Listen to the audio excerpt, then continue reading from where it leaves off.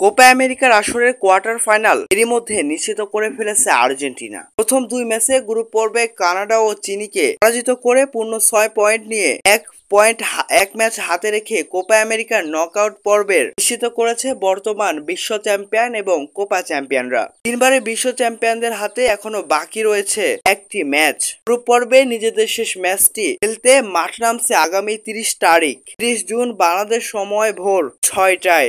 এই ম্যাচের আগে আর্জেন্টিনার শিবিরে এলো এক বড় দুঃসংবাদ। এদিকে গ্রুপ পর্বে তৃতীয় শেষ ম্যাচে মাঠে নামার আগে আর্জেন্টাইন কোচকে হারিয়েছে আর্জেন্টিনা। লিওনেল স্ক্যালোনিকে বহিষ্কার করা হয়েছে, তবে সেটা এক ম্যাচের জন্য। গ্রুপ পর্বের দুই ম্যাচের মধ্যে আর্জেন্টিনারদের দুই ম্যাচে অভিযোগ এনেছে তাদের বিপক্ষ দল, যেখানে কানাডা ও চিলি। প্রথমার্ধের খেলা শেষ হওয়ার পর দ্বিতীয়ার্ধে যখন প্রতিপক্ষের ফুটবলাররা মাঠে নেমে গিয়েছিল, সময়টাই আর্জেন্টাইন ফুটবলাররা মাঠে নামতে দেরি করেছে বা বিলম্ব করেছে। নির্ধারিত সময়ের মধ্যেও থেকেও বেশি সময় ড্রেসিং রুমে ছিল আর্জেন্টাইনরা। এই বিষয় নিয়ে অভিযোগ ওঠার পর সেটা খুঁটিয়ে দেখছে কনমেবল, দক্ষিণ আমেরিকার ফুটবলের সর্বোচ্চ নিয়ন্ত্রক সংস্থা। এবার এই অভিযোগের ভিত্তিতে আর্জেন্টাইন কোচকে এক ম্যাচের জন্য সাসপেন্ড করেছে লিওনেল স্ক্যালোনিকে।